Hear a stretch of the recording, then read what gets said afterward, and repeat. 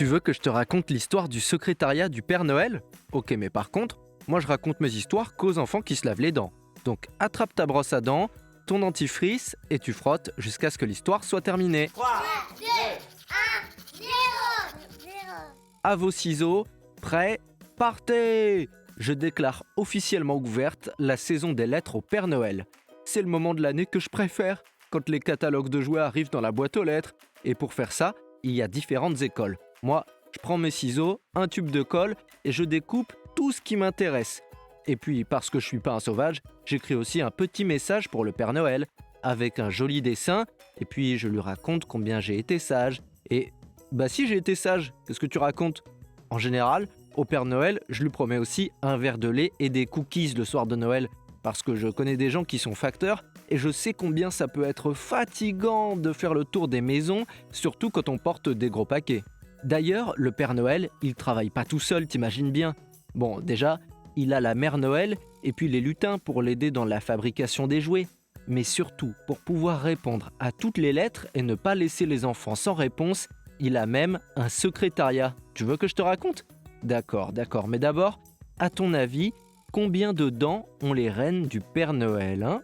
C'est vrai quoi, on les oublie toujours, mais c'est quand même grâce à eux qu'on a nos cadeaux à la fin. Eh bien, figure-toi qu'ils n'ont que 10 dents, moins que toi. En même temps, pas besoin de plus, puisqu'ils mangent des plantes et des champignons qu'ils trouvent en grattant le sol avec leurs sabots. Mais toi qui as la chance d'avoir plein de dents, profites-en et frotte-les bien.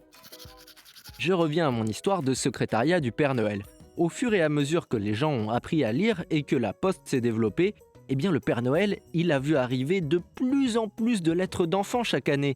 Des millions et des millions et des millions.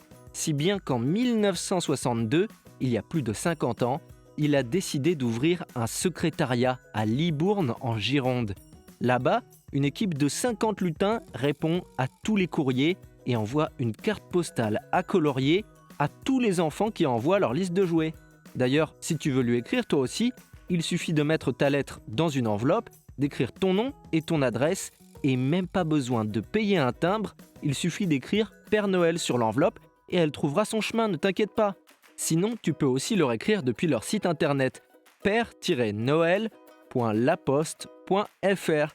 Tu verras sur le site, il y a aussi plein de trucs chouettes comme un compteur de dodo avant Noël ou encore tu peux découvrir ton coefficient de sagesse. Moi, je te conseille d'y aller, mais retiens bien cette date si tu veux écrire. Tu as jusqu'au 15 décembre et pas un jour de plus. Bah oui, il est déjà suffisamment occupé le Père Noël. Bon, montre-moi un peu tes dents. Fais A, fais I. C'est pas mal ça, bien blanche comme il faut. Tant pis pour vous les caries. Allez maintenant, au lit. Je vais pas aller me coucher.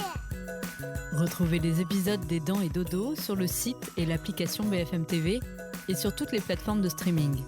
Si cet épisode vous a plu, n'hésitez pas à lui donner une note, à vous abonner à la playlist et surtout à en parler autour de vous.